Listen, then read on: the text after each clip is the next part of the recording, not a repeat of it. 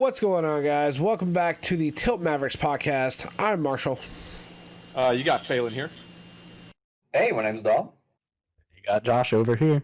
All right, so our topics for today are Fighter Z coming up once again, and then we're going to transition into talking about the announcement of the new Xbox One Series S.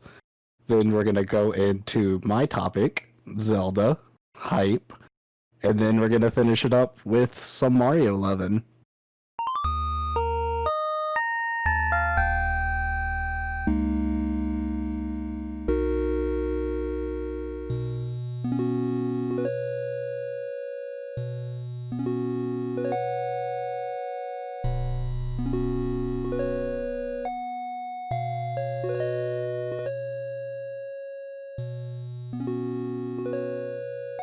Alright, as usual for this week, we're going to get into our weeks a little bit, just talk about what's been going on. We'll start off with myself, I guess. This week's been pretty calm for me. Got off my vacation from last week. That was really nice. Had a great time. Hung out with Phelan a lot. Did lots of stuff for myself. It was enjoyable.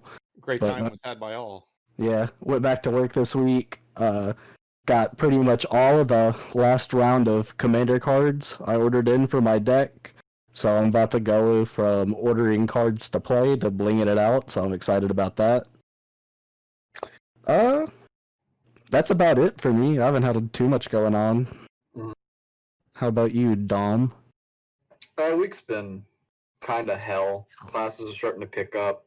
My university is doing some really sus sketch shit behind our backs, and we're trying to expose it. Boy. I can't really get into it right now for, legal reasons and whatnot. I've been playing League more with the guys. I'm really satisfied with the way that I've been learning the game and how the rate at which I'm learning the game. And for every tilting moment that makes me want to quit the game, there's 10 moments that are really good where I'm I want to keep playing it.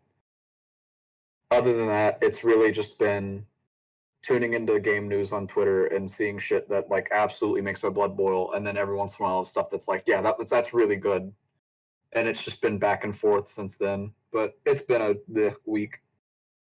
What about you, Phelan? Kind of an eventful week. Semi sorta. So hours are picking up at my job now that I'm getting more experience, so I don't have as much free time as usual. But in the vein of card games, I've also been putting together my commander deck. I think I have less than 20 cards to go, so I should have that ready to go by my next paycheck, hopefully. It depends on how much the lands cost. Goddamn lands. What else? Oh, I started Halo 2 with my girlfriend after we beat Combat Evolved. It's kind of funny, after we beat Combat Evolved, she's like, I mean, it's okay. And then the next day she was like, I really want to fucking play more Halo. And The bug. Dude, it made me really happy. I was like, fuck yeah, let's go. So we started Halo 2 Anniversary. We're almost done with that one. Also spent some time with a buddy of mine. I won't go using real names, so we'll use the screen name Tetra. If you're listening, you know who you are. We've been playing some retro games, meeting up every once in a while, having a blast. At this person's apartment, I ended up beating a fighting game that I have never played before called Gundam Battle Assault. Oh, I know who you're talking about now. Holy That's shit. a good one. Holy get shit. that game. That game is fucking phenomenal. And I was just having the time of my life. Like you guys know that when I'm watching a really hyped set, I start yelling and saying stupid shit and popping off for the other players or whatever. I was doing that just going through the arcade mode in that game, and it just kind of reignited that fire of learning a fighting game for me, because I just kind of went in not knowing anything, and I was just like, all right, we're gonna fucking do this. I'm gonna figure this shit out. And eventually I did. I was pulling off some pretty cool looking combos. All right, Phelan. Now, I'm a Gundam fan, the show, and also a fighting game fan. Who did you play? I can't remember. What did the Gundam look like? it was green and big, and its heavy kick was the same as Sigma's in Marvel Infinite. Air heavy kick. Did you play fucking? Oh, you played Gelgoog or some shit. Sure, I think. I don't know. He's green and red. He's got a mono eye. I'll look it up later. I can't remember. There is Big Zam in that game. Yes, that boss fight actually gave me a little bit of trouble, and then I figured out you could just fly behind him, and there's nothing you can do about it. It's actually really funny. I played Domon Kashun's God Gundam and Char's Nobel's Sazabi. But sick ass game, dude. I think aside from that, it was really just working. Major fucking shout outs to Josh though for helping me fix my goddamn car. Fucking hell. That did happen last week while on vacation. That's part of what I did with my vacation. I spent like 2 days helping Phelan get his car all fixed up. But you know what? You're a fucking mega homie for it because we got the light is fixed, the mirror is fixed, my brake stopper is fixed, my battery's good to go. We are fucking living, so it's all good. Extra shout out to my G-Paw for being yeah. an expert mechanic. Yeah, no, that was definitely clutch. Other than that, though, I mean, I'm living the Mario hype train for the most part, and I'm looking to jump back into the Mega Man series after having taken a break for about 5 months. So I'll be starting Mega Man ZX here sometime, probably within a week. What's going on with you, Marshall? It's funny you mentioned checking out a new fighting game because in terms of Gundam, I kind of found one that I'm interested in, Castlevania Judgment. We had that at the Game Exchange for a while, and I was gonna buy it, and then some guy came in and bought it like 5 minutes before close that night. I was like, "You motherfucker!" Man. Yeah, it's not that expensive. It's only $10, but pretty much, I saw that. It's just funny you mentioned the Gundam fighting game because I ended up finding like a bunch of random stuff. I've been doing a lot of collecting, growing my collection again. Recently got into I got Resident Evil 1 Director's Cut 2 for PlayStation 1. Got a PS1, just got a PS2. I'm gonna be doing a pickups video on my channel for everything because there's just so much. Pretty much got like 6 of the Castlevania games. Finally got my hands on a TurboGrafx 16 Mini, which has been almost impossible to find. How much did you pay? $150. So only $50 more than what the actual retail price is, and I'm okay with that. I didn't pay $200. I'm okay with it. It's still brand new, so at least it's not a used one. It has all the stuff with it. So I grabbed that. Symphony of the Night, all that stuff, and then. Recently been playing Tony Hawk Pro Skater 1 and 2, which just released last week, and it is phenomenal. Did a review on that, or I did a first look on that for the new company that I work for, as well as just playing through the game itself. And it's literally just as good as I remember playing it back when it first came out on the N64 and the PlayStation 1. And I've already 100%ed Tony Hawk 1. I'm working through 2 right now, and yeah, it has a whole bunch of new stuff, and it has new music and some new skaters. So it's an old game, but with new content. So it's basically like the original game with DLC, and it's fantastic. And the multiplayer is actually good. It's actually good. I guess it'd be the good netcode because there's literally like no lag whatsoever when you're playing, and it's same with Xbox and PlayStation servers. Haven't had a single glitch whatsoever when playing, and you have like 8 characters running around simultaneously in this kind of like open world kind of skate game. So it's pretty freaking awesome. Other than that, just pretty much trying to work on content. Going to be moving back to the homestead here in a couple weeks. So we've been getting everything ready for that. Me and Panda actually just beat Minecraft Dungeons on Apocalyptic. So we actually gunned down the Arch Illager on the hardest difficulty the game has to offer, and it was a pain in the ass, but we did it. Gonna be running through the DLC in the next couple weeks, which just released, so that's gonna be really cool. Still no crossplay, unfortunately, so we had to play on the Xboxes, but it was fun. It was a lot of fun. So do you wanna plug the channel you were making the videos for? So maybe some of our Oh, sure. our If you listeners guys could are, go check that out. yeah, totally. If you guys are into Xbox or any kind of Xbox related content, go check out generationxbox.com or the YouTube channel, Generation Xbox. The YouTube channel is fairly new, so not as much traffic as we have on the website, but you can find news articles, reviews, first looks, and everything on the website. And then videos, we'll be having, I'm going to be working on a new weekly news update, as well as first looks of all the new and latest games coming out, including Tony Hawk Pro Skater. We have an Avengers review up, and we are doing Bounty Battle, which is the indie fighting game that has all the third party and indie characters in all out battle royale. So it's pretty cool. Still fresh and new, and got me working a lot. I'm putting a lot of hours into it, but it's fun. If you guys want to go check it out, I'll make sure to leave a link.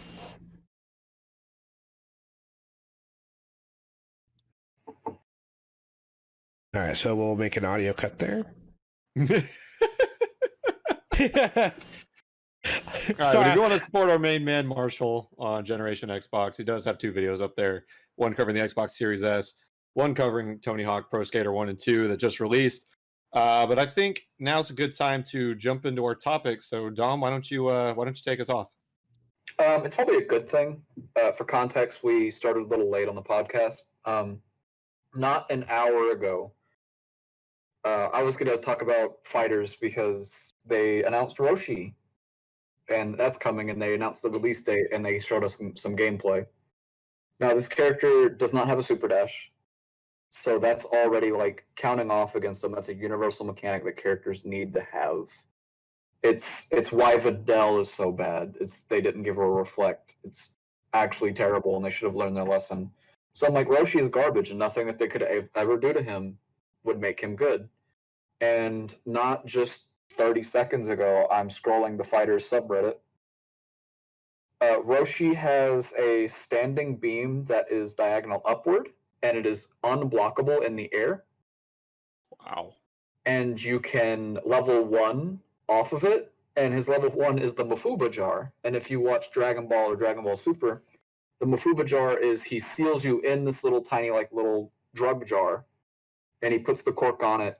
And if you're evil, you get sealed in there forever. But if you're not evil, you get popped out, whatever. Now, the way that they handled it in Fighters is if it doesn't kill you, it swaps a character out. So what we have here is we no longer have Snap Meta. Snap Meta's gone. You can variate the timings in which you come back in the game from being snapped out, so you don't just get fuzzied as soon as you come in and die. That doesn't exist anymore because Roshi can say, I snapped you out, and as you're doing your incoming, I hit you with that beam and snapped you out again. No. And you all know what the coolest thing about this is? That's his B assist. His assist is an upward diagonal beam that is unblockable that he can level 1 off of. And you can snap off of it. It's like, say you're doing a combo and you hit that assist, you can grab and snap off of it without spending meter. That's what's going to make this character good. He's not going to be busted because, of course, he doesn't have tools that would make him like a solid character without it. But that right there, Phelan, do you remember X-23 in Marble 3? Yeah. So, if you guys aren't familiar at home, X-23 had what pro players considered to be a one-touch the game is over, where it didn't matter what character you played, as long as you had X-23 in, and if you got a snap out and then you put X-23 in, on a character's incoming, X-23 could get an unblockable super, or like an unblockable grab mix. I think it was. But again, if it is a super, I think it's and you dirt would nap. die. It's a diagonal up jumpward command grab, and it's like air unblockable or some shit. And I think it's a super. But that was just, you did that, and it was a touch of death in the way that all 3 of your characters were dead because you couldn't actually deal with it. So what we could potentially see is Master Roshi being able to do this, but because of meter gain in fighters is a little bit slower than Marvel, I don't think it's going to be too awful. And now fuzzies are gone, so we don't have to worry about it being completely fucked. Now, what's cool about it is if you're predicting your opponent to raw tag or to guard cancel tag, you can say, fuck you, give me your character back. Because you can't block it, and it's air invulnerable. It's an anti-air. How long do you think they're going to leave it like that? No, that's going to stay. That's how the character is being designed. What I'm saying is that the character himself fundamentally is so bad that he needs something like this to be considered good. And because meter gain isn't that insane in fighters without base Goku assist, it's not going to be that awful. I would be okay with dealing with it, but we have yet to see it. Other than that, Twitter controversy and whatnot, I joked with my friend. I was like, childhood is really liking Master Roshi and giggling at the sex jokes, and being an adult is being mildly uncomfortable with it and being like, I don't want to see this character anymore. And in fighters, as of right now, Master Roshi doesn't talk. They're like, we cannot give him this. Like, he has like a little bit of wink, wink, nudge, nudge here and there, but he's not falling over, like nose bleeding and like pressing himself onto females in that game. So it's like, yay, they care a little bit, because that makes me mildly uncomfortable. It definitely takes a different context and different connotation, you know. Especially in today's world. It. Oh yeah, absolutely. Especially in the FGC, mind you. Oh god, yeah, I hadn't even considered that. That's why it makes me a little mildly uncomfortable that we have a character in a fighting game that is their bit. Other than that, I've been labbing a lot, like that game a lot. I found Teen Gohan, who became my favorite character on the entire roster. His combos are insanely difficult, and I love it. I noticed when I went, combo and you land it just right, they're dead. What were you saying, Marshall? Oh, I was just saying when back when I was like, I was really big into fighters, like when it, about a year after it came out, like a full, I guess like during the 2. Yeah, like it was right after a few of the first couple DLC, right after Super Saiyan, God Super Saiyans came out, Super Saiyan Blues. They were in base the game. Were they? No, it was base versions. It was base Vegeta, base Goku. Season 1. Yeah, and that's when I started to get in, and I was going through the tutorials just to kind of learn the characters. And Teen Gohan was his tutorial run is actually pretty difficult. His and Piccolo's I struggled with for a while. They were some of the last ones I completed, and even though those tutorials are kind of what the combo strings are, definitely not what they are now. But even back then, his combos were really at least difficult for me to try to pick up. His timing was very weird. He's unique to the cast in which you don't have to worry where you're placing your normals when you're comboing somebody. With Teen Gohan, you do. Like, you have to time all of your normals in a combo to get the certain height to be able to do the Ki Blast loops. Like, you have to really care about where you're putting your attacks and your bread and butters, which is a huge breath of fresh air. He's not as easy to play as the rest of the characters. Well, it's very interesting. That's not to say that you can't just auto combo and win with Teen Gohan, because his auto combo's busted. But you guys know me. I don't play like super top tiers in any fighting game, really. I just don't gravitate toward it that often. So like every time that patch notes comes out, I'm like, oh shit! The characters that I play are going to get buffed, and I've realized that I put Teen Gohan on my team, and I'm like, I really hope they don't nerf him. That's like the first time that I've like legitimately sat down and said, I hope they don't nerf my character. That's very interesting now. About all that? It's definitely very interesting to kind of see just how this game's evolved, and now you add tech like Roshi's in with a mix that's completely just out of the ordinary for what everyone's used to now. It's going to bring a whole new fresh mechanic into it. People are going to have to learn how to do it and how to battle against it. I like that they're taking that route, so that way it keeps something new in the game each time they do an update. all of the Roshi stuff that I just described was the meta for every character in the game last season. And they took it out, and now it's specific to Roshi, which is a little bit more condensed and controlled. And I think it's a good route to go in. Like, if you want this meta back, you have to play this character. That sounds super cool. I'm really interested to see how many Roshis we're gonna see in top tier play for sure. Probably not many. We'll have that like one or two people like Roshi makes it to top 8 like once or twice, and it's like mind blowing. We're gonna be hard pressed to see team comps that are better than base Vegeta, Bardock, and Kid Buu. But the balance patch is gonna shake it up. The balance patch is what I'm really worried about, because that's going to make a whole new season of weird shit. But I really do think that's enough that I have for fighters. I've already went on for a while. It's really interesting to see that dev team went, hey, this meta sucks, but we're going to make it for one character. So now it's not a meta we have to hate on. It's just the character. Yeah, I agree. It's a good direction. It's an interesting approach for sure. Like, I can't think of a single game that's done something like that.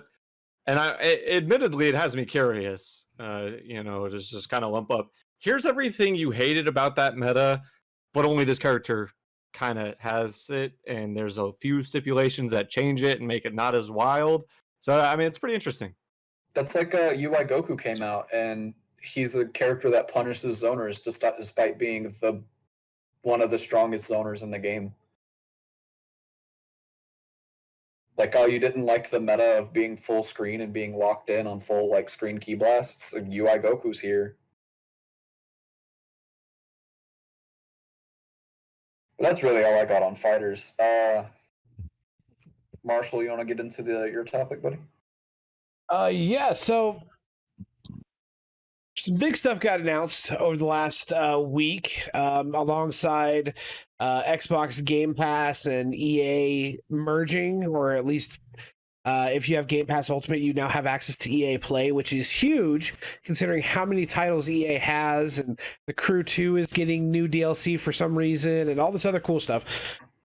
Microsoft did something we never expected, and it has blown up, leaving Sony kind of scrambling now, I feel like, to change their marketing plan, because they've officially announced the date and price of the Xbox Series X and the Xbox Series S.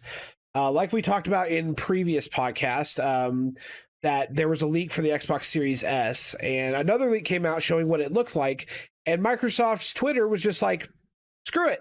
Let's announce it. So they released the trailer. They released the info on it. I've already done a full review of it on the Generation Xbox page, and it's interesting to see that the price point isn't too far off from what current gen has been, and it's right about. I think it's actually at a pretty decent price for what you're getting. We were right in assuming the Xbox Series S was a fully digital console. It is a fully, it is going to be rendered in, or it's going to be upscaling to 4K, so 1440, so basic 4K. So all of your original games and Game Pass games will be able to be played in basic 4K.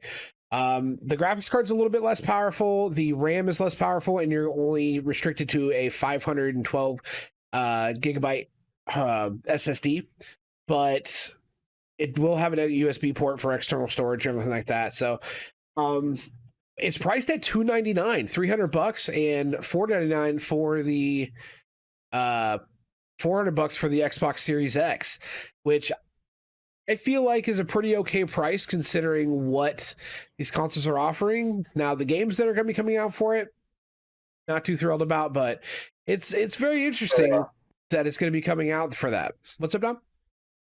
So do you want to know why it's priced at $299? And this is, again, news that hit today very recently. That shit hit the fan, and I think Sony's going to be fine. The Xbox One Series S is worse than the Xbox One S. Oh yeah, the graphics card is a generation before. Well, it's not newer generation, but it's less processing power than the Series S or the original 1S. So this is a problem. that this is a next-gen console that is already performing worse than what the last gen was having. Because it's speculation, and before Xbox fans come out and kill me, but this is some very obvious shit. Fucking what's that YouTube channel? They do all the frame rate testing and whatnot. Oh, there's a couple of them, but I know what you're talking about. They have the developer cool kits that show everything. So the Xbox One Series S has 1 gigabyte of RAM less than the Xbox S. This is just the old one. So for all of the fans of backwards compatibility, this is not the one you get. No. At all.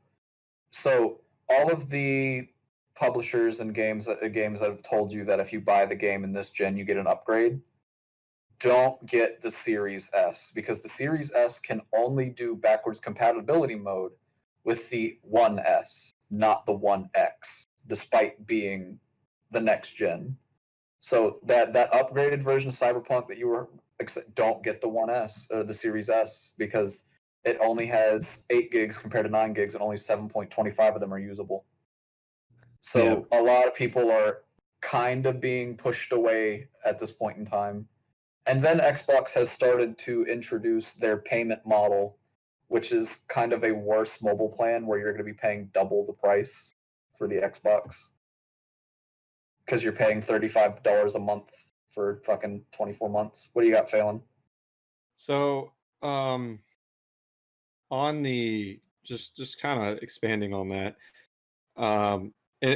in my eyes, I don't 100% foresee that as a problem for your general consumer, because that's why I said if you're a fan of backwards compatibility, this is not the one you get. Exactly. Yeah, if you're a hardcore gamer, you're getting a ton of games for your Xbox Series X or S or whatever, or you're just a hardcore Xbox fan. I mean, chances are that demographic is going to go after the X. I personally am. That's just because it has a disc drive, and I'm petty about having physical copies. That's just me. But your general consumer who just wants a simple box, they can just put some games on and go for it. I don't think it's going to be a big deal to them, but it is still something to consider, because that's another hurdle that that devs are going to have to go around in some fashion. But it is what it is. And just to jump on that payment plan real quick. If I remember correctly, I believe I can't remember what it's called, but you're right, it is $34.99 a month for Xbox Series X for, what did you say, 24 months? It's before I pass it back off to Marshall because he's got something to say. It's $35 a month for the X and $25 a month for the S. Right, and that while also. While it comes with Game Pass, and I will give it that, there is no option to get the console in a payment plan without it. So I forfeit that. You're still paying $800 for the console instead of $500. What do you got, buddy? Yeah, the one thing I had mentioned it in my review is kind of piggybacking off what Phelan was saying about who is the console going to be for. I think for what it is and what it's going to offer, having Game Pass, I mean, without Game Pass, it's going to be really hard to pick up games for, unless you're like a 1 or 2 person thing. Like if you play Call of Duty and Destiny and that's all you play, you're not going to need the X. You're not going to need Game Pass. You're not going to need any of that stuff. If you're playing 1 or 2 games, that's going to be it for you. If you want to play some other stuff, you can have Game Pass, whatever. But I feel like the demographic of people that are traveling, students that don't have a lot of room, families that don't have a lot of money, and they just like to play on their occasion, dad comes home and he wants to play Madden because he had a really really rough day at the factory, you know, or mom comes home and she wants to hop on Halo, you know, because there's a lot of women that love to play Halo. She wants to come home and she doesn't want to deal with any of that stuff, doesn't want to deal with physical discs, because minimalism is becoming a big thing. People are looking into tiny homes, people are looking into all this other stuff, and I think that for what you're getting, sure, it's there's a lot of downsides to it, especially because all of us are hardcore gamers. We want the best that companies have to offer. But for the average people who don't look into this, who just see the commercial and be like, that'd be kind of cool, you know, I think this is pretty much right up their alley. The payment plan, I think they need to rework it a little bit, but I think I think it's at least they're heading in a right direction. Moving into an all digital platform is going to be a very interesting trip, for sure. It's going to be a whole new thing, and it's going to take some time to work the kinks out. But I think at least they're at least making an initiative to making something happen, and eventually we hope they're going to learn from it. Josh, what did you have to contribute, man? It was kind of going into the same topic of what Phelan was saying and what you were saying. This console, what I see it as, like Phelan said, the casual gamer. And I don't mean it in the bad way, but I'm talking like your Maddens, your Call of Duties, your FIFAs, your sports games and all that stuff. Like the truly most casual thing, like the most casual games that people like to play. Like these are because I can tell you, those people that kind of play those games, what's actually are one of the larger demographics in video games. They don't care if they have a disk drive. Their games aren't really breaking anything graphically wise. I mean, yeah, they get better with each release, but I see the console is like, it's really good for people like them. And not only just a larger demographic in gaming, but like specifically Xbox. That's a huge demographic on Xbox specifically. I want to get that little tidbit out there. Having worked at a game store, I understand that most gamers like that are actually found on Xbox. So the thing that I was going to say is it's not only tailored to the casual gamer, because you have people out there like me, and it's crazy because I will absolutely say that this console's being marketed to me. Because this last generation, I didn't get a PS4 and I didn't get an Xbox One. I don't have to worry about backwards compatibility. But it's like, if that's what you want, this isn't the one to get. But like for me, that's like $299 for something that's going to be able to play the next gen games, and I don't have to worry about backwards compatibility. I don't care per se. It's like I still play games from the fucking 90s. I don't really care the marginal difference that the two are going to make against each other. It's like me, who doesn't own Xbox One games. Sure, that's the one you get. But if you like backwards compatibility, it's kind of a sour deal. If that makes any sense. Yeah, and you coming from, you're a student, you live in a dorm. How much room do you have to have a stack of games? You shouldn't ask me that. I'm in a triple room by myself. Okay, for average, you were with roommates. Okay, but beforehand you were living with roommates. Like, if you have like a decent amount of room for games in a console, it is nice that it's as small as it is. Yeah, it's tiny. I watched the unboxing video. It's tiny. You need to think more about like one room apartments, because when I was over at my girlfriend's, she had a PS2 and that shit barely fit on her shelf. Like the slim. I was like, yeah, that makes more sense, but college dorm ain't that bad. Actually, that's a good analogy with the PS2 Slim and just the sheer size of it. I mean, that's a lot of power. 4K gaming with a little bit of that, or with upscale very 4K, little space. Not inherent. Still impressive, just not inherent. Which doesn't really matter because 4K TVs are fucking expensive. Yeah, well, I mean, $299. So about $500. The price of an X, you can get into a Series S, and you can get into a 4K TV from Walmart. There you go. 4K is a little bit more consistent than it was when I kept up with it, but it's not something that I care about. If my games run at 60 is what I really want. 60 and 120, yeah, that's where it's going to really show through, because you can have 4K all day long, but if you don't have a frame rate that can match it, it's going to look like an Atari game, so it's not really going to matter at all. Pixel density is important too. Like if you get a fucking huge ass 4K TV, it's not going to look as good. That's true. As long as it's a consistent 60. I'm to be honest, I don't even have anything 4K. I record my videos in 4K, but I render them down to 1080 for the consistency and the smoothness. But you know, I'm not in a rush to get 4K. I have 4K Blu-rays, 4K Blu-ray player, no 4K TV. I mean, it downscales to 1080 and it looks beautiful. So that actually could be a benefit if people just want to play in 1080. The games are playing in 4K but rendering down to 1080. They're going to look a lot more clear than running at native 1080. So it's gonna there's a few this is, I would consider this like an like an Xbox 1.5 is what I call the S. It's an entry point into the gen, which is neat. I don't think the 4K stuff means a whole lot right now, but I think it will 4 years down the line when these become bigger than what they are now. Yeah, because right now the Xbox and the PS5 are just ideas.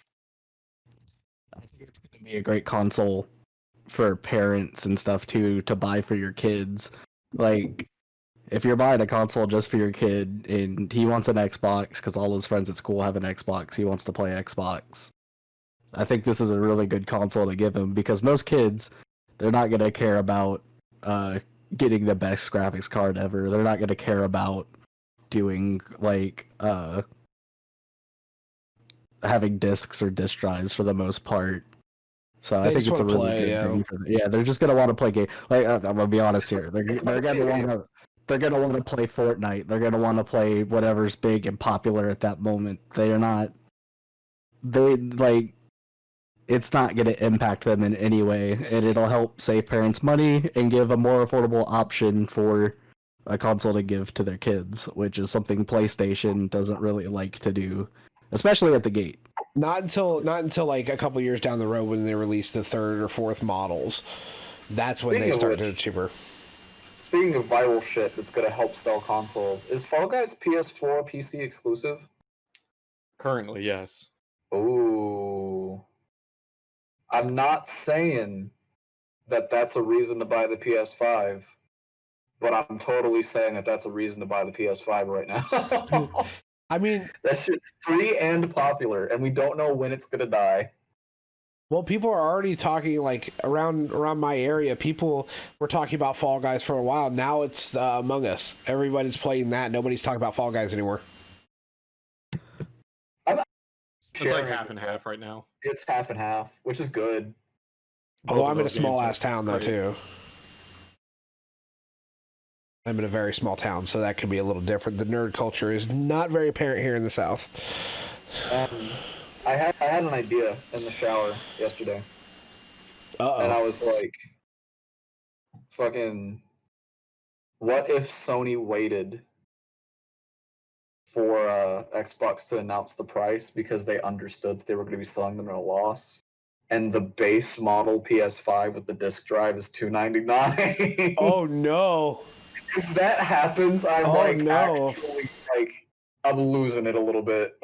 So that actually kind of comes to my thoughts on the just on the whole marketing aspect of this, because I put out a tweet. I know some of you saw it. I was like, damn, a next gen experience at fucking $299. Like, in my eyes, I think that's a power move, and that puts a lot of pressure on Sony and me. For me personally, just based on like the price that the consumer has to pay and all that kind of stuff. Like, it's in my eyes, it's a pretty good deal. And the only way I can see Sony really like kind of picking up or sort of recovering from that on the dollar sign portion of it is to fight back and be like, oh yeah, PlayStation 5 is $299 or some fucking ludicrous shit like that. Which, I mean, if they do, I mean, fuck, I'm there. Like, I'll take it, but it is what it is. It'll be really, really interesting to see what Sony does with the PlayStation 5 and the announcements moving forward. Like, I'm genuinely interested. And here comes Nintendo releasing a Switch that can finally play games at 60 FPS for $400 next year. Let's have some fun, baby. Uncle Nintendo, slow as hell as always. As always. Oh, it's going to be interesting. Sony, the ball's in Sony's court, and they've already scored a few points with their exclusive lineup, so it's going to be very interesting to see what their next decisions are. I think it's legitimately a little bit foolish of the gaming community to think that Sony's going to slash the price just because Xbox. I think that they very much knew what the prices were for their consoles, and they're very confident in that. They're multi-billion-dollar companies. And as much as I'd like to say they're not going to play shitty-ass politics like that, they're probably totally playing shitty-ass politics like that. It's going to be interesting, for sure. All right, let's see. I think that's about enough Xbox talk we got for tonight. Let's move on to the next topic, a very exciting topic considering we're talking about Nintendo's. Yeah, we're moving into Nintendo territory. Nintendary. Josh, take it away, buddy. Yeah, well, I mean, if you pay attention to news, you will notice that Nintendo, it's kind of random to me, honestly. I was at work when it happened. Was this announcement done in a direct or something? They just dropped it on Twitter. They just said, here's the trailer for the new game and it was coming out this holiday. Exciting. It was way more exciting than anything else they had to show for the past 6 months. I mean, that honestly is really cool then, but what I'm talking about is Nintendo announced a new Zelda game, which not only is it a new Zelda game, it's a new Hyrule Warriors game, which alone, that's awesome and amazing. But the icing on the cake is this is a Zelda game following the events before Breath of the Wild, which is amazing. Like, honestly, I was so hyped when I found out about this. I was at lunch in my car, like sitting in my car, when Phelan tweeted about it. Or not tweeted, he texted our group chat. And I was hyped as soon as he said new Hyrule Warrior game. And then when he posted the picture from the announcement, I lost my mind, and I immediately went and watched the trailer, and I was bouncing up and down in my car. I was so excited. So for context for our listeners, the new game is Hyrule Warriors Age of Calamity. As Josh said, does take place 100 years before Breath of the Wild. So if you've played that game, you understand the lore about the war that happened between Hyrule and Ganon. Pretty big point in the plot. And if you haven't played Breath of the Wild, leave. I am spoiling the ending to Breath of the Wild. Leave. Hold on a minute. Don't you fucking do it. You can leave, Marshall. Type in the chat when I can come back. Wait a minute. I need to be in here because of the audio. Fuck. Okay, I'm putting my headphones down. You can do whatever, and then type. Deafen. What? Just deafen. Okay, type in the chat when I can. Wait, I still have to hear. I take my headphones off. Deafen you, otherwise we aren't on the podcast. Just all right. Type. I can come back. I'm gonna put my headphones down because I don't want this spoiled. All right, I'm gone. Go. It's recording. Here's your official spoiler warning for everyone listening at home. All right. So fucking, I've wanted this. I was like, okay, I played Breath of the Wild and I fell in love with every single character. And I was like, this is the best shit ever. I want to know what happened. I don't want flashbacks. I want to know. And then the first DLC came out, and I was like, they didn't tell me what happened. And then the second DLC, I was like, I barely got to see what happened. And I'm like, they botched the story. And then this was like, 100 years, it's canon, have fun. And I'm like, oh. So I'm going to fucking cry, right? Because at the final mission of the game, I'm going to get to see Urbosa get locked inside of her fucking Divine Beast and get murdered. Like, I'm going to be sad. Yeah, honestly, I'm feeling like... I'm not sure if they're going to go this far, but I'm feeling like... I guess here's another spoiler warning for a completely unrelated game. And I feel like we're going to get like some fucking Halo Reach vibes, where like the fucking team is just cut down one by one. You get the And final cutscene of Noble Six just fucking dying. Yeah. Oh, this game makes me so excited, guys. All right. Let's bring Marshall back in. let's bring Marshall back in. So hold on, let's add him into the Discord. I got him. He ain't All right, coming I'm back. Fucking editing in post. Okay. Hey, Marshall, Beetle dies. Who? Oh. So Marshall, what do you think about Age of Calamity, man? Do you have you played the original Hyrule I have played Warriors, the or? original Hyrule Warriors, and I'm a huge Dynasty Warriors fan in general. Favorite in the franchise is Gundam. I actually really like Dragon Quest, but Hyrule Warriors is I've always just loved going around hacking and slashing as different characters from the Zelda universe, and this being more in the style of Breath of the Wild, and just seeing like all of the new stuff you get to do is just so cool. Like all the new like looking enemies. I noticed they redid the graphics a little bit. It looks really good. I'm excited for it. I can attest to this, and definitely Josh, because Josh picked up the DX version of on the Switch that has all the content that I'm talking about. I got Hyrule Warriors pretty late. I got it about like a year and a half after launch. I got it as a Christmas gift. And I spent $20 of my Christmas money on the DLC for that game. And I don't think I've had a better DLC experience in a game ever. One puzzle map is like 80 more hours of content to go through. That game is endless. Have fun. Play as the best version of Ganondorf ever made for like 600 hours. It's the best. Yeah, they definitely showered that game with like a shit ton of content in the DLC. I know, as my brother was super big into Hyrule Warriors, so he bought all the DLC, and I got to sample it a little bit of it. Admittedly, I beat the main quest, and I was like, okay, I've had enough, and I went to go play other Wii U games at the time. But to see a new Hyrule Warriors game, that honestly was like at the bottom of the things I was expecting to see. I honestly thought it was just a one and done thing on the Wii U and with the DX port. Yeah, but it's not really a spin-off, but a mainstay.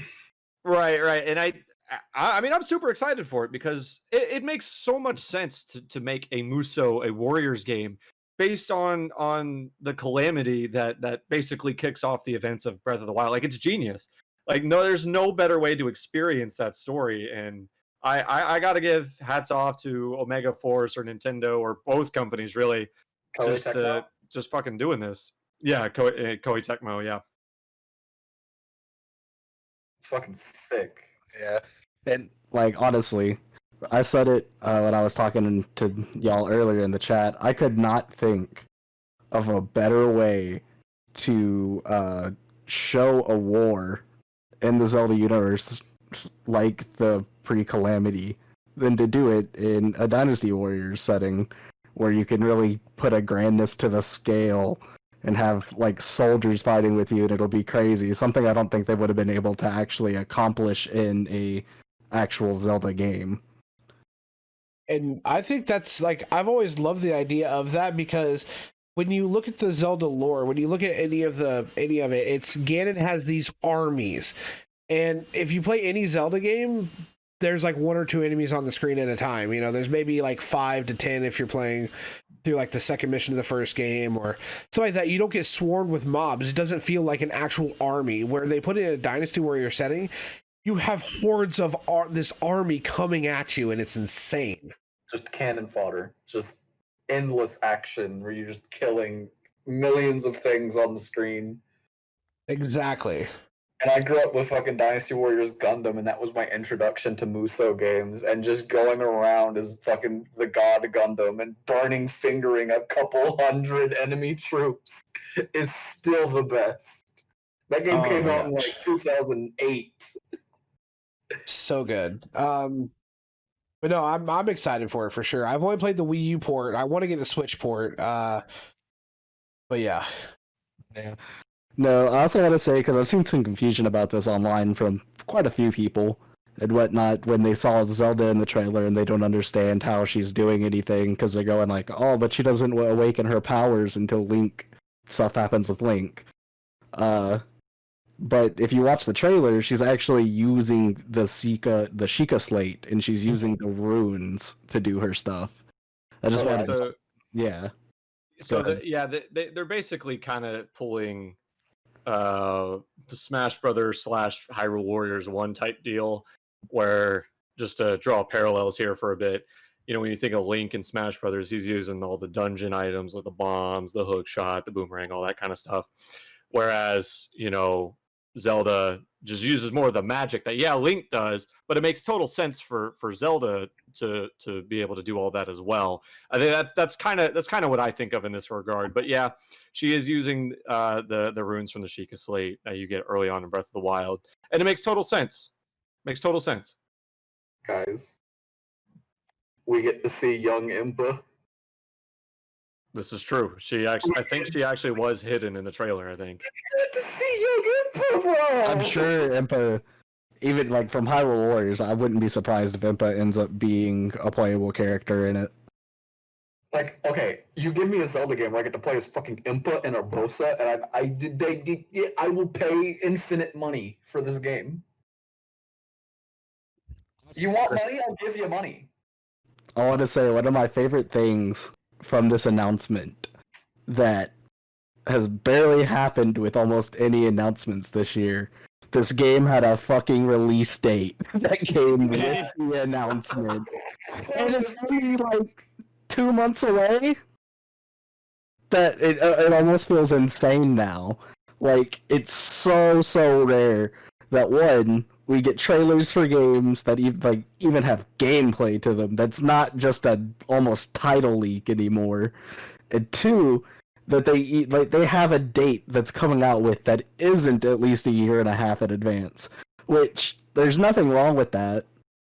If they feel like their game is approaching the point where it's actually going to hit that year and a half release date, I'm fine if you drop the trailers for it. It's this rising trend of dropping release dates for games and pushing it back and pushing it back and pushing it back, which I have no problems with. A pushback game is a good game and all that, but I'd rather not, if you have to push your game, I'm just going to say Cyberpunk here, we all know that game's going to be amazing, and I have complete faith in CD Projekt Red. But I feel like it's very obvious at this point that game was nowhere near ready enough for them to have put the date that they put on it at first, and then any of the goals they tried to reach. I would have rather them waited and had a more finished product to show for us. Because it is disappointing when a game you want is pushed back and pushed back and pushed back. It sucks as much as we had. It sucks as much as we understand why it happens. It sucks. That's all there is to it. So to see a game came out, we got gameplay trailer, we have a near release date is just amazing to me. I love it. Oh man, it's so fucking crazy. I gave Nintendo a lot of shit the past couple of months because, we're in a pandemic, but there's also a level of communication that needs to be had because there are the other two big daddy video game companies that are just slaughtering. Even the small news hits hard, and Nintendo has been like, do you want to watch a 30-minute presentation about Bakugan? And it's like, no. So I was like, I just want to know what you guys are actually planning. I was like, okay, the Mario stuff is substantial.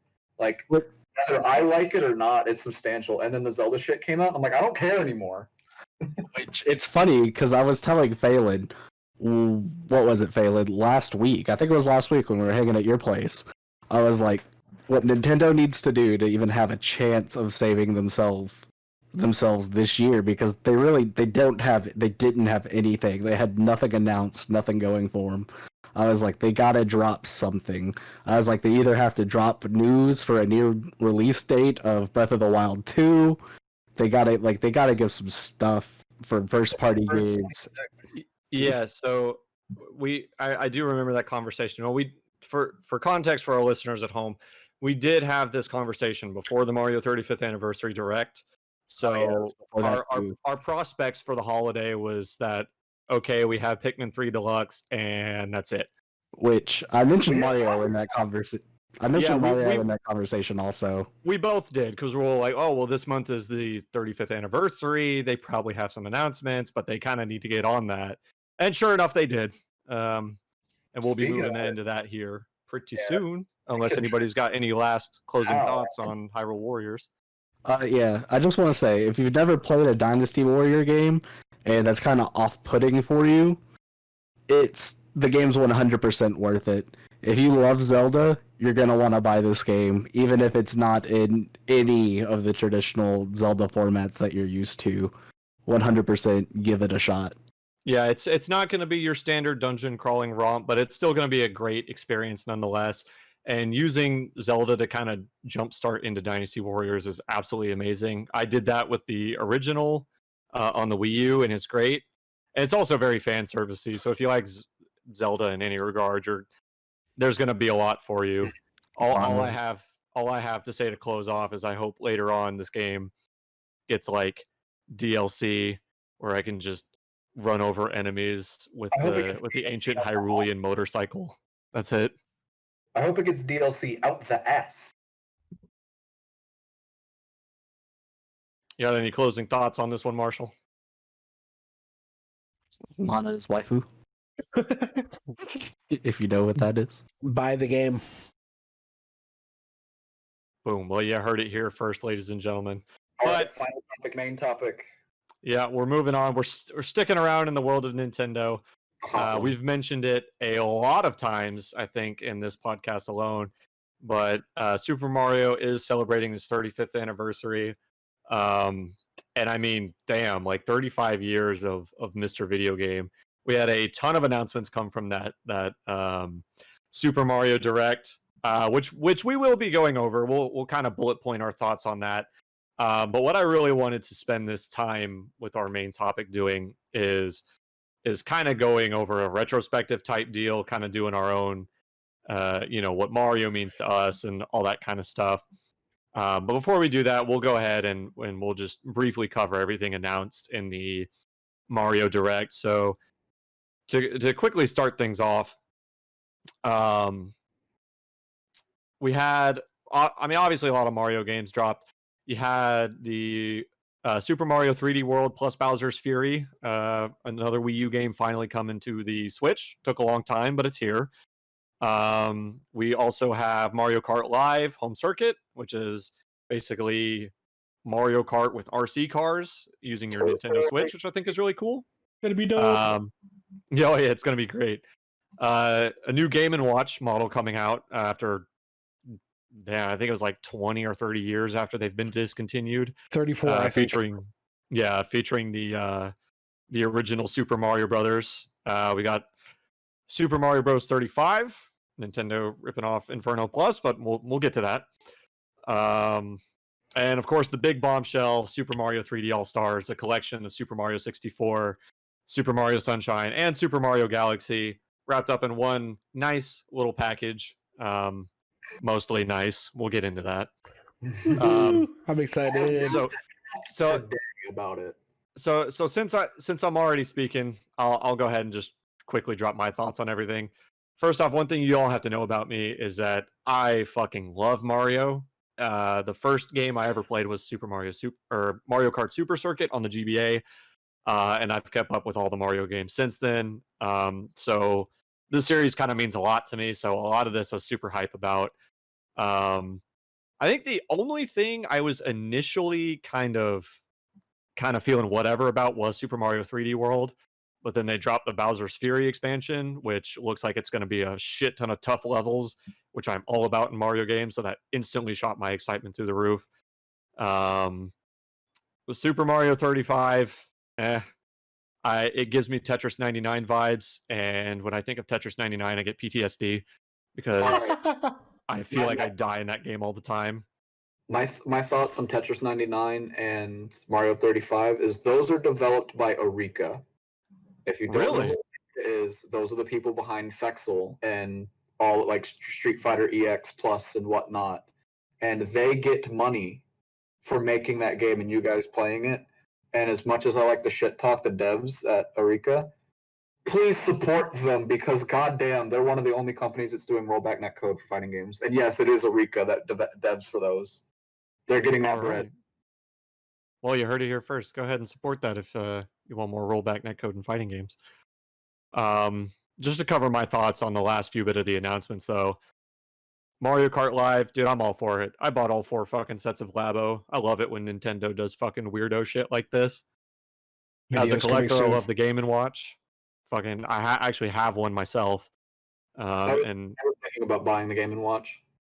well, it's a personal goal of mine to eventually get all of the Mario-related Game & Watches, which is going to be a pain in the ass because there's one like the Crystal Screen Super Mario Brothers. It's like fucking $300. It's makes me sad. They Other than that, ROM hack for fucking Game & Watch. no, thank you. No, that's what it is. It's the original Game & Watch game, the ball one, but it's Mario. Oh well, yeah. But the last thing is Super Mario 3D All Stars. Dude, I'm fucking here for it. Like, limited release aside, which is a really toxic FOMO business strategy that I really kind of rubs me the wrong way, especially on the digital front.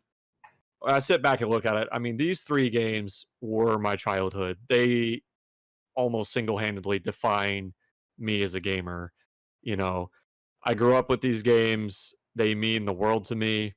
And it's exciting that other people or children now are going to be able to grow up and have the same experience as me. So, toxic FOMO strategies aside, I'm here for it. And the fact that it's limited doesn't really change the fact that I was going to go purchase it day one anyway. But that's just me. I know a lot of people are very divisive on this. But I'll open the floor real quickly before we get into the retrospective portion of this. Guys, what do you think of the announcements? So I'm gonna drop the dossier of info on the 3D All Stars, but I do really like all of the announcements besides that one right now. Mario 35 is limited, but I can't really. It is an added little thing to your Nintendo Online, so it's whatever. So they limited the physical and the digital. And the digital's up for about like what? Half a year maybe? Yeah, so from the day of announcement, which was about a week ago actually, it is exactly 209 days. So now at the time of recording, we are at 202 days for you to download the game digitally. And then it will be delisted April 1st, 2021. So for all our listeners at home, if you are wanting to play this, definitely jump on it as soon as you can. As much as it sucks to kind of have to support this kind of strategy, I mean, if you want these games, you don't know if this is going to come about again. So nope, they exist. Just get them. So the thing here, and I'm going to defend Nintendo right now. In the website, and this news came out today. They left some old text behind.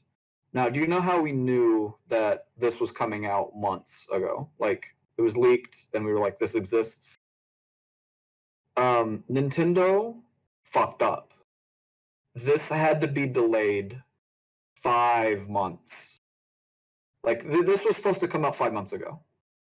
And this would have put it on an exact 365-day release window, which I will absolutely say that is way better than 5 months or whatever until March. You got the entire 365 days, which is a little bit better, but COVID fucking sucks. So this is an awful thing. This is terrible. And don't support it. Don't buy it. Like, you don't have to.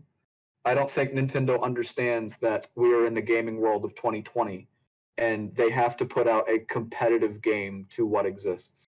Because Mario 64 in 3.4 30 FPS does not fly in the year 2020 because we have a PC port, legal or not, is way better. We have Mario Sunshine in its original form, which you can't buy anymore because there's no GameCubes being produced anymore that Nintendo doesn't make any money off of it. So emulating it off Dolphin, you have a 1-to-1 version of the game.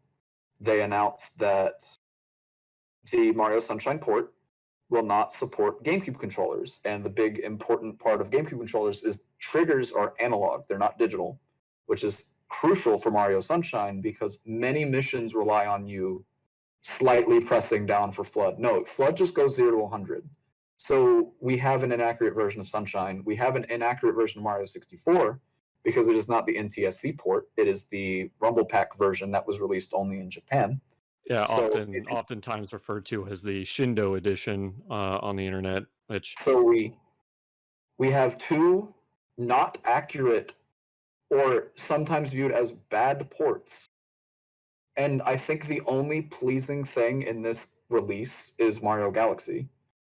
And even then, if you buy a Switch Lite, it's kind of worthless to you because you have to buy Joy-Cons for it to work. And you have to prop your little Switch Lite and use Joy-Cons, and it's $60. Nintendo doesn't understand that there are other competitive options.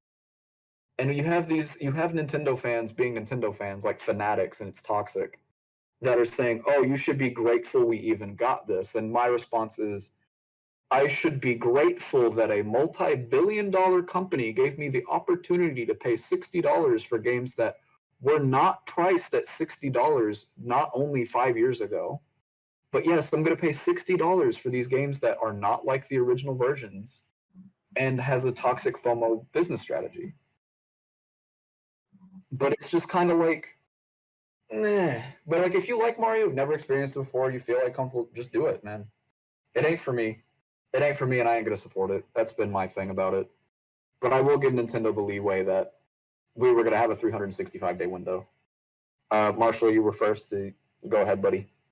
Yeah, so no, it's understandable feeling that way. I mean, you expect better of a company that you hold so high in regard. We all are huge Nintendo fans here, and you know the argument is definitely valid. I don't want it to fail. I just want it to be better than what it is.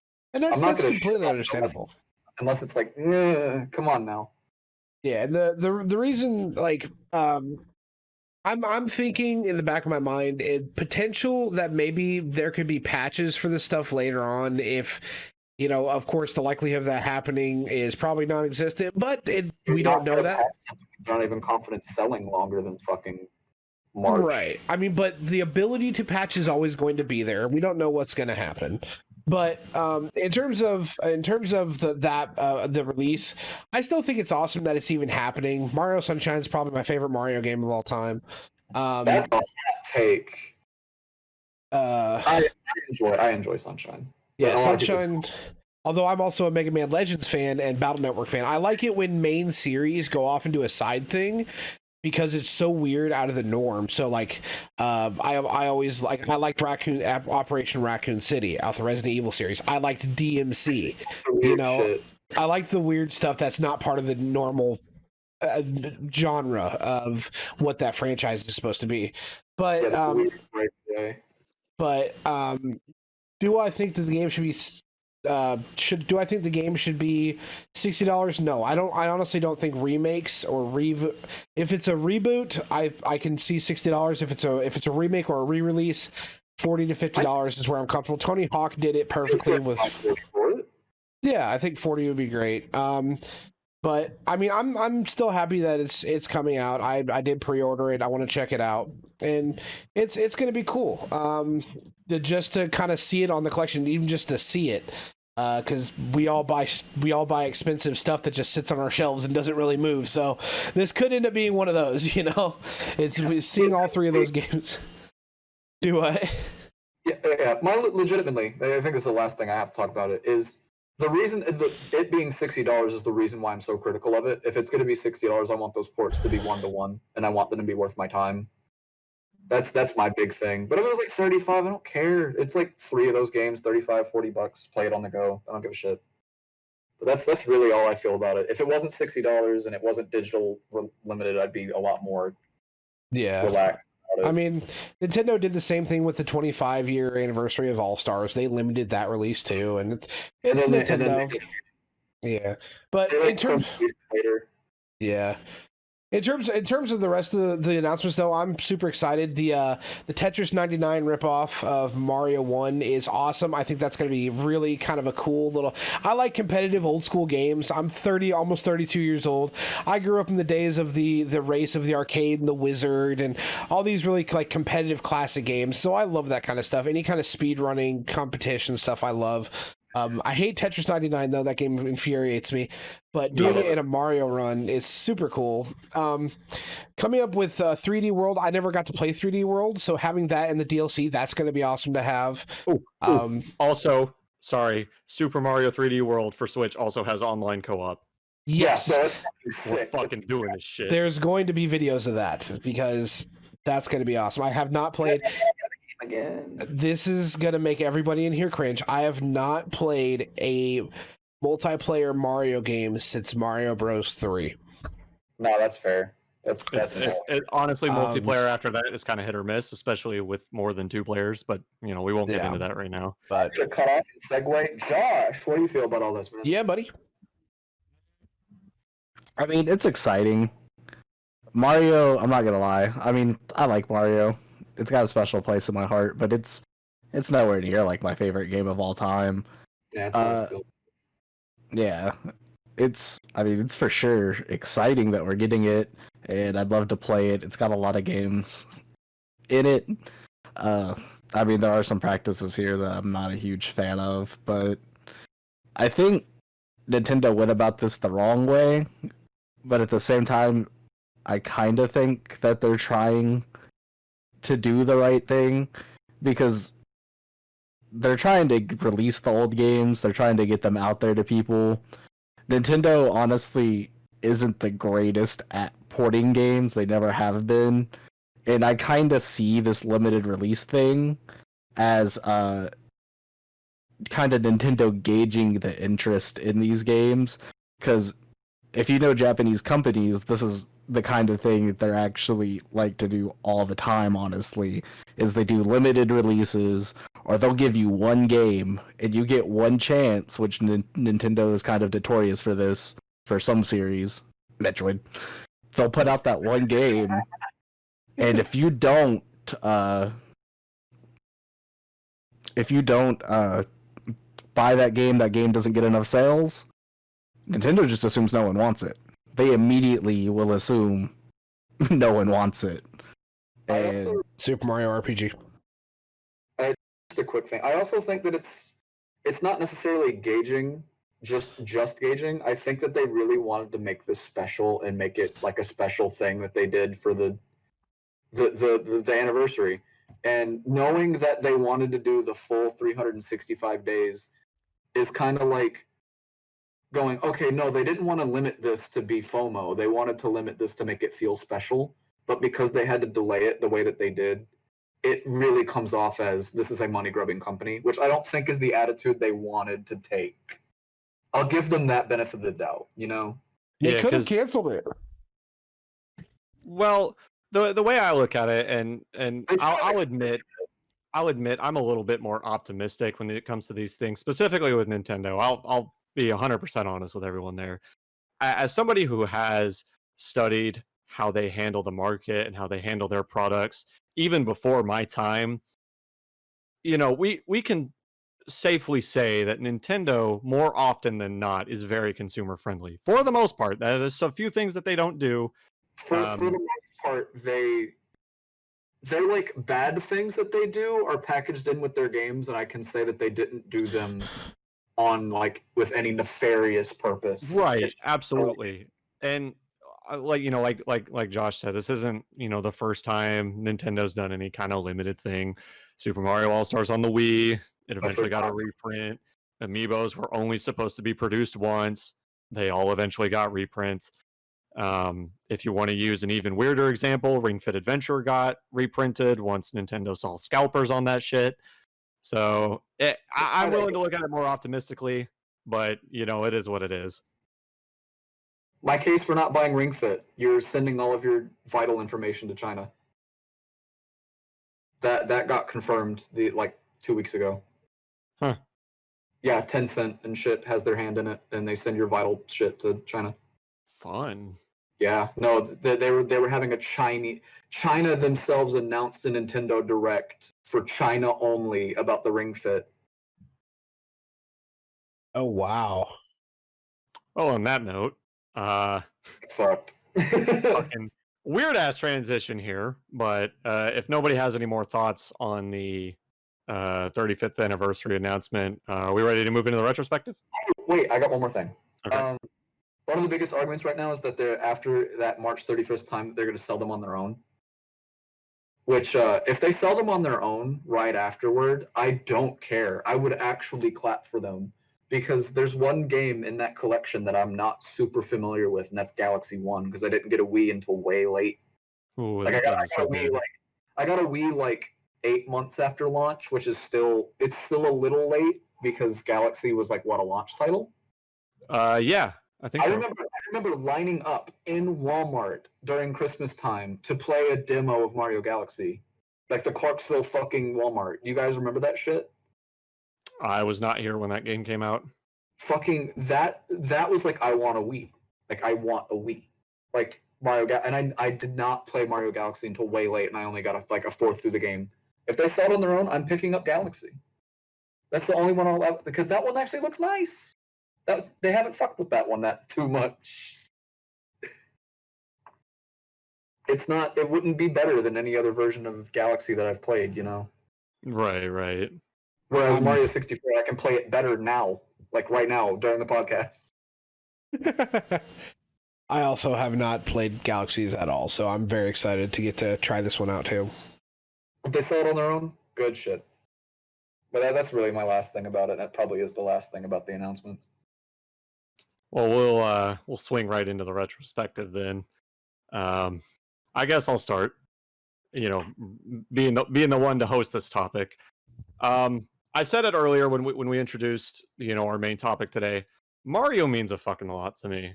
Like I said, my first video game was Mario Kart Super Circuit on the GBA, and while that specific Mario Kart game, oh yeah, that was the first video game I've ever played. You never told me. That's kind of cool, actually. That's a weird pull. It was oh man, I think Super Metroid was mine. It was a Christmas, and it actually, to get more about me, that is honestly the earliest memory I can remember. I cannot remember anything before that Christmas morning. I remember being at my papa's house, and my mom and dad's gift to me and my sister was a Game Boy Advance, the original model. She got Sonic Advance, I got Mario Kart Super Circuit. I was terrible at the game, but I don't know. I'm a kid playing a video game for the first time. I fell in love. And while Super Circuit has not aged very well in comparison to the rest of the Mario Kart series, it still really holds a special place in my heart. All the weird tracks and just how good they made that look on portable. And that just kind of set me on a path, man, for the rest of my life. The next Christmas I got a GameCube and I got Luigi's Mansion, and I was exposed more to Mario, and it eventually got to the point where anytime my mom took me to a game store, the first thing I did was I would go to a Game Boy Advance or to the GameCube section, and I would just scour for Mario games. Anything that had Mario's face on it, I ended up buying it because every time I did, I had a fucking fantastic game to play. Great experiences all around, and it was just great. So I got Super Mario Sunshine. We eventually got Mario Kart Double Dash, which I remember reading about in a Game Informer magazine before it came out, and I got so excited. I remember the only sports game that I have gone out of my way to actually pick up and play myself that isn't like a Mario sports was NBA Street Volume 3 on GameCube. You can fucking play as Mario. Yeah, because you could fucking play as Mario, Luigi, and Peach, and you bet your ass that was enough for me to buy the game. And, for years and years, I did just that, buying every Mario game as they came out. And like I mentioned, 64, Sunshine, and Galaxy specifically, I sunk so many hours into all three of those games. More so Sunshine and Galaxy. I didn't really own a 64 until I was, I want to say 14 when I started discovering retro gaming.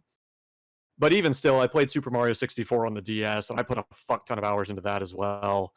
Um, just I could go on and on, just countless memories. Every Mario Kart, every mainline game, and while I didn't play every spin-off, I got to all the ones that I could. And to this day, I'm there picking up Mario games as they come out. Just the way that the series innovates platformers as a genre, both 3D and 2D, and just the magic that Nintendo is able to encapsulate with this Italian plumber. It's just special, man. It's hard to put it into words, but it's just fucking special to me, man. I'll put it into words. Because I'll I'm put it there. into words right now for Phelan. Phelan, how old are you? 22 Are you in your room? right now. If Phelan looks behind him right now, I guarantee you on his shelf is the Mario cereal box.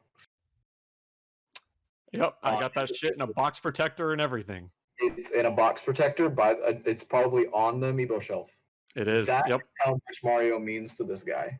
That is putting it into words. Is day one he pre-ordered a box of fucking cereal. I did actually. I went on Target. I went on Target's website and I bought it like a week before it came out. And I think I picked it up. I don't think I had it delivered. I'm pretty sure I picked it up. Like I got that shit day one, man. So Phelan's potential wife. Now, if you ever want Phelan to like propose to you, just make sure that the engagement ring has a Mario or Luigi on it, and Phelan will buy it like immediately. That'll Mario be coin. it'll be my cake toppers. We'll just have like a Mario and Peach maybe. No, But- it's gotta be Luigi and Daisy, and Daisy's Yeah, dragging Luigi we out the can- cake. We can do that too. It would probably be more fitting, honestly, considering my girlfriend. But just to kind of wrap up, my thoughts real quick, because like I said, I could go on, and I don't, this podcast can't be endless. I just want to say there's one thing I always told people in the 3-year tenure at my job at Game Exchange. One thing I always told people anytime they were looking at Super Mario 64, Galaxy or Sunshine, specifically 64, I always looked at them and I would say, I'm serious when I say this. This game is magic given physical form. It's and I mean I could apply that to any Mario game, but to the 3D games that mean the most to me specifically, they're magic given physical form. It's just a whole nother world. Anytime I hear the file select theme from Mario 64, dude, I'm brought to tears. It just because I feel like that music perfectly captures that feeling for me.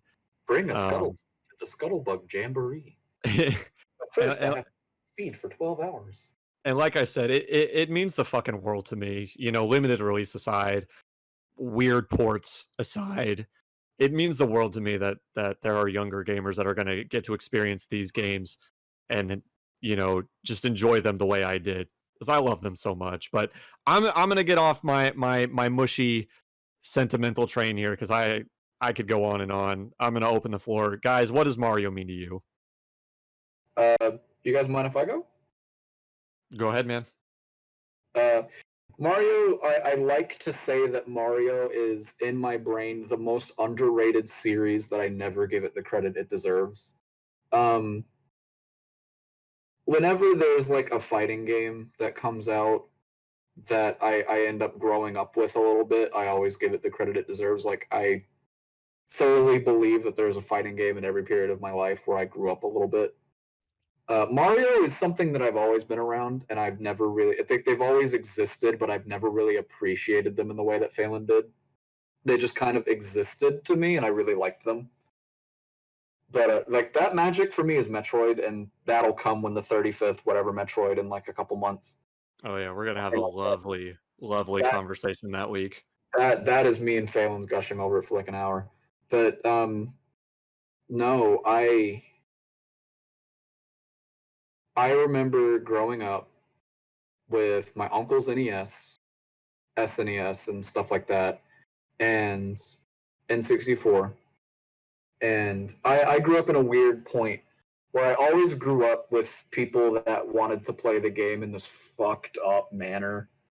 So, like, I have memories of my dad going, "Have you seen the Minus World?"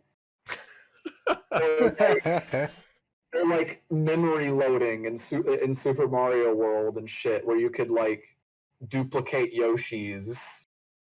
And I remember my first BLJ in Mario 64 and going, I never want to play a version of this game without a BLJ. And it's like Mario games were sick and they were cool because they were weird. Whereas Metroid, I was breaking Super Metroid and the devs were intending for me to break it. Mario was, here's a very easy way to break the game and the devs are going to hate you for doing it. And that definitely was cool to me. I mean, I pick up Mario shit whenever it really interests me. I have the gold Mario amiibo. That puts it in a little bit of perspective.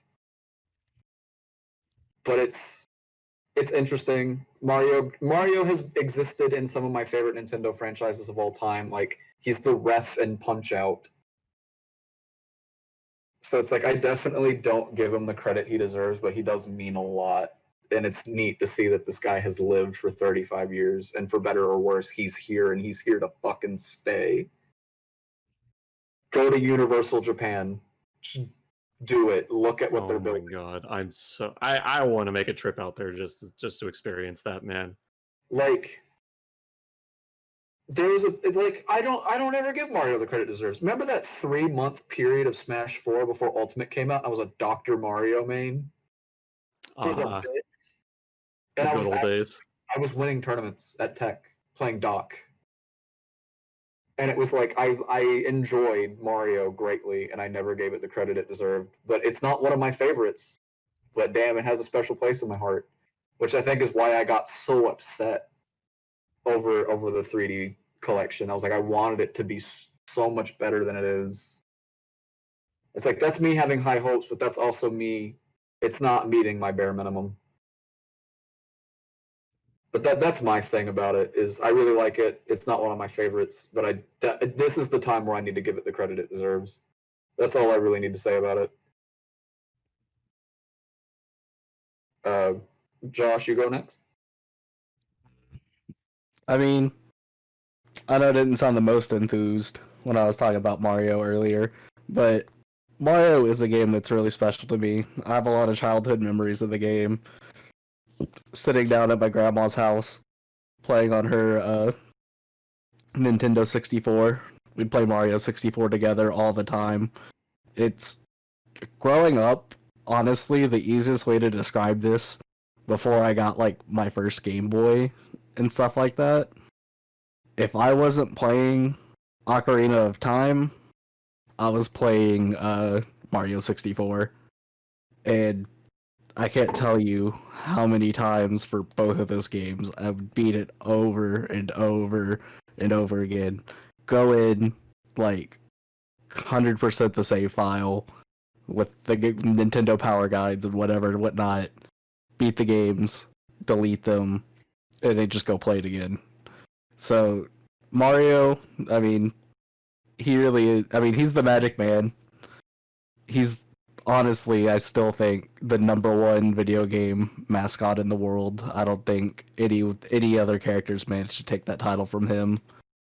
So he is Mr. Video Game. There's a reason that Solid Snake in Brawl is like, are you kidding, Colonel? That's Mario. So, yeah, I mean he's motherfucking Mario. The man doesn't have to speak. His actions speak for himself. Man went and got his cake. So, I mean, in the end, I think we just have to be hopeful that Nintendo is not trying to be greedy and they were trying to do the right thing. They just went about it in the wrong way. And knowing Nintendo, I feel like, honestly, that's the true possibility. So we shouldn't smite them down yet. see where they go with this. Maybe they'll fix it. Maybe they'll work on it. I mean, I don't want to say just be happy that we have a Mario game because it's not how you should act, but if this is something that really touched your childhood and you really want it, I'd say buy it. Whatever makes you happy in the end, even if the practice is slightly scummy, it's about you first of all. And if this is something you really want, just pull the trigger and be happy with what you have. It's economics, man. You sell things at a price that people are willing to pay for them, and if you're comfortable with that $60 purchase and that means a whole lot for you, go and do it. And I mean that from the bottom of my heart, because I'm never gonna tell somebody to not buy something if that really means that to them. As frustrated as I am, and I say don't support it, if that's what you're comfortable with, do it. Very well said. I think that's about going to wrap it up for us tonight. I'm still here.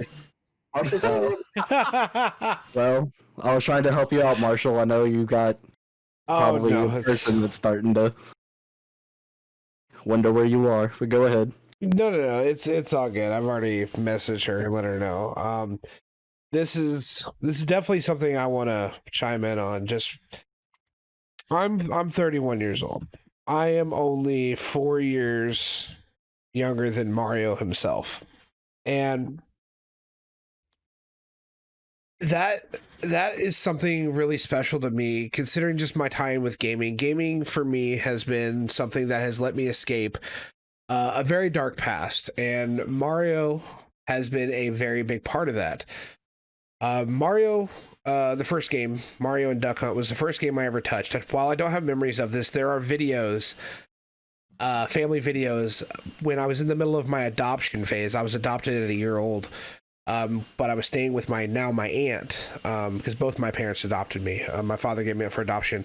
While I was staying there, I had a Nintendo. There's a video of me having a Nintendo controller at a year old, figuring out how to get the mushroom in Mario 1. I was a year old and I figured that out, and I was killing ducks. Didn't probably know what I was doing, but I was able to mimic really well. While Mario is literally, like you guys said, Mr. Video Game, I've gotten to see this character grow from almost his origin. I was born just a few months after Mario 2 came out, and we've all gotten to see Mario in various cameos throughout history, but ever since Mario 2, I've gotten to see this character's main game release every single time and see how this character evolved from his original form as it happened. And that is just something really special to me, because he's the only character that has had a consistent launch every single system. And just watching him evolve to where he is in Odyssey now, from the original Game & Watch that I had of the blue Super Mario Bros. Game & Watch, and the Mario Cement Factory that I had when I was a kid. Getting to play through the lost levels before Super Mario All-Stars. Playing Mario 3, finding the flute for the first time. This little fat Italian plumber took me on adventures that I was so immersed in that I was able to escape the bullies at school. I was able to just get away from my dad being gone on business trips all the time. My mom paying more attention to my sister than me, and I was up in my room with Mario, going on these epic adventures, being the hero, saving the princess. And while I've not gotten to play every Mario in the franchise, the core games up to Mario 64 and the GameCube era, Mario's always been a big part of my life. And I've been at Mario for Halloween. I've had Mario plushies. Like, I have multiple Nintendo and Mario shirts. There's a reason, and you guys might be old enough that when this happened, where parents will look at a console and they'll just say, "Oh, that's a Nintendo. Oh, that's a Nintendo. Is that an Xbox? That's a Nintendo," because of Mario. To the older people, like grandparents and great grandparents, any game console is a Nintendo. because of Mario, and you can't think of video games without thinking about him. You can't have video games if it wasn't for him. He was one of the biggest reasons that video games are even around today. While sure, the Nintendo wasn't the full reason that video games made a comeback after the video game crash, but my God, he had one of the biggest contributions to gaming as a whole. He's the reason Miyamoto is as big as he is. He's the reason that Reggie Fils-Aimé is as popular as he is. Mario has not only been something for us as kids and us in terms of a character we can have fun with and we can talk about and watch a terrible movie about, shows, eat amazing cereal, because I think three of us, maybe, I don't know if you have one, Dom, but we all have that cereal box of the Amiibo cereal box. I don't actually. You don't have it's actually pretty good cereal. It's not bad. It's Mario Lucky Charms, but the biggest thing is Mario has supplied jobs and given hundreds, if not thousands of people, including YouTube content creators, professional gamers, so many opportunities in life. Mario by himself has given the world so many opportunities and so much joy and prosperity in a financial aspect that he is going to be probably the most legendary video game character of all time. And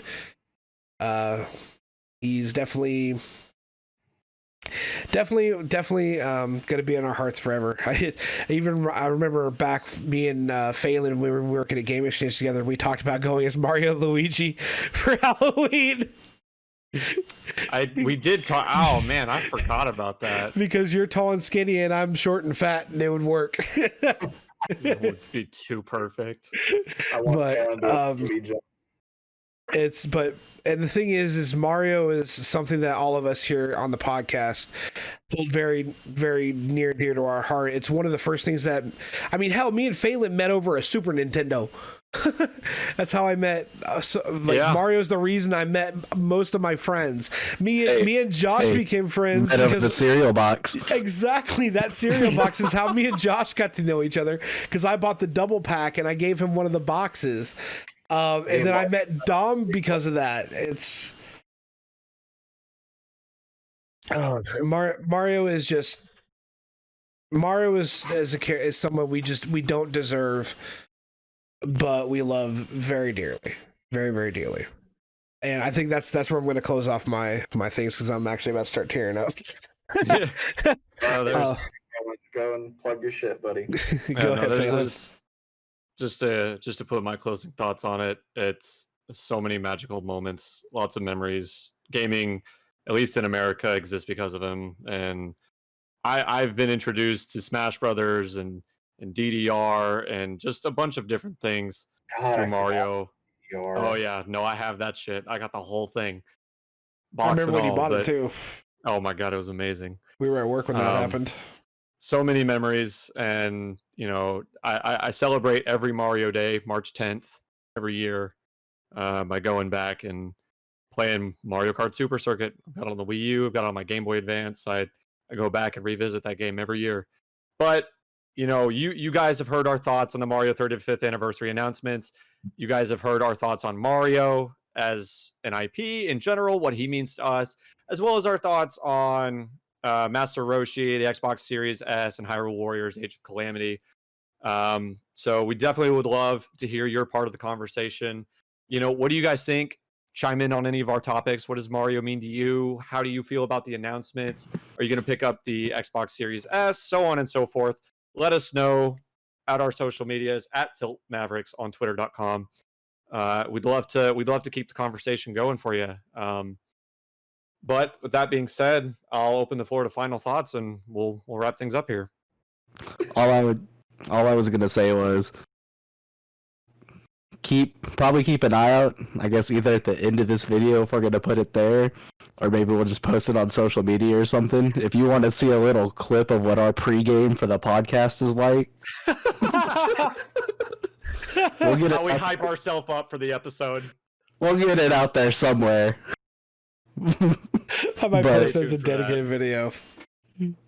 But it was a really good podcast, guys. We covered a lot of stuff. As usual, went from funny to sad to funny to sad. It's an So, emotional roller coaster over here.